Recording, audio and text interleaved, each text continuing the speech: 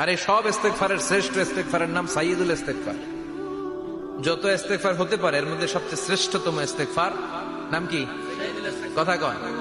বুখারীর বর্ণনা, শাদ্দাদ ইবনে আউস রাদিয়াল্লাহু তাআলা আনহু বর্ণনা করেন, এই সাইয়্যিদুল ইস্তেগফার দিনের বেলা যে পড়বে ওই দিনে মারা গেলে সে জান্নাতি। এই সাইয়্যিদুল ইস্তেগফার রাতের বেলা যে পড়বে ওই রাতে যদি ইন্তেকাল হয় ওই লোকটা জান্নাতি। মুখস্থ আছে না? কার কার মুখস্থ হাত তোলেন। মাশাআল্লাহ, তাবারাকাল্লাহ, মাশাআল্লাহ, মাশাআল্লাহ।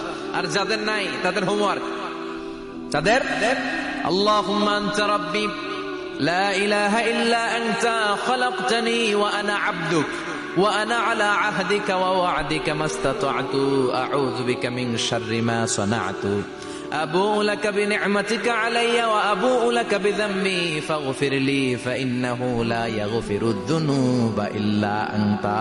সুবহানাল্লাহ।